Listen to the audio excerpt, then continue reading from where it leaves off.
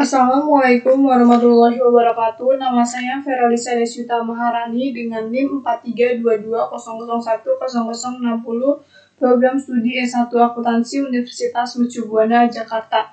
Video presentasi ini saya buat untuk memenuhi tugas pada forum ke-12 hari Senin jam 10, ruang E307 dengan dosen pengampu Pak Febian Kuarto. Pada PPT ini akan membahas model konseptual akun, menutup kesenjangan antara laporan keuangan dan pemodelan proses bisnis. Pendahuluan, sistem perencanaan sumber daya perusahaan atau IRP adalah sistem yang kompleks dan terintegrasi yang digunakan di sebagian besar organisasi di seluruh dunia.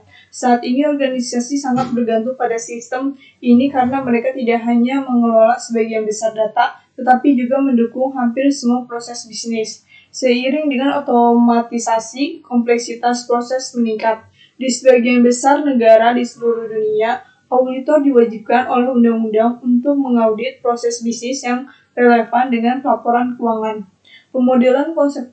Lalu, di slide kedua ada latar belakang dan penelitian terkait. Pemodelan konseptual telah menjadi salah satu tugas inti dalam bidang sistem informasi selama lebih dari 30 tahun. Ini melibatkan konstruksi model khusus domain untuk fenomena tertentu.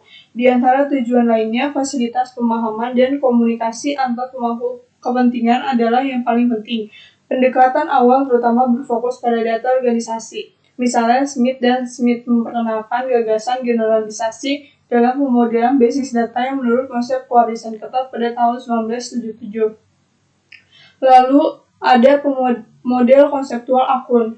Akuntan di seluruh dunia menggunakan konsep akun untuk pekerjaan sehari-hari mereka. Hampir semua teknik pemesanan berdasarkan akun, misalnya pembukuan double entry atau akuntansi fiskal. Akibatnya konsep akun dan subkonsep yang sesuai sangat terstandarisasi.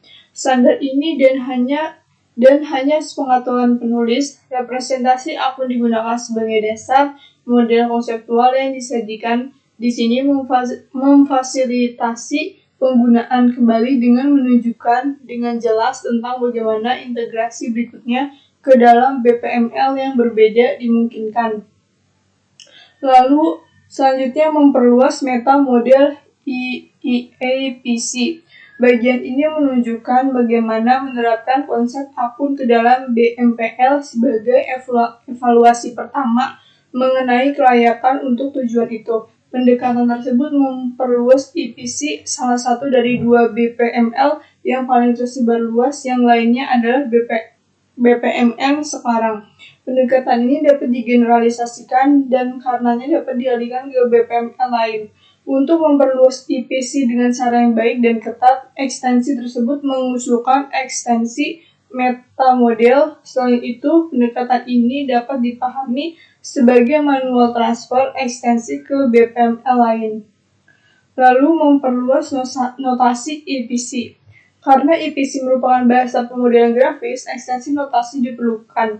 Grup adalah elemen notasi baru di EPC. Ekstensi mengusulkan kotak dengan garis putus-putus dan pada untuk representasi mereka.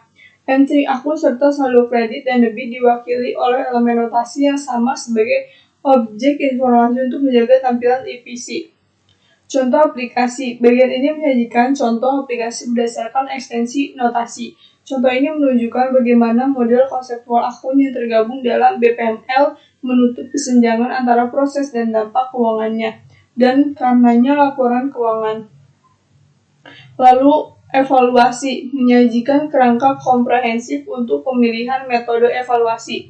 Sebuah pilihan dibuat berdasarkan kerangka kerja ini, memiliki artefak sosioteknis yang berpotensi relevan bagi pemangku kepentingan yang beragam dan merencanakan evaluasi dengan metode yang berbeda. Strategi evaluasi ex post naturalistik tampaknya lebih tepat.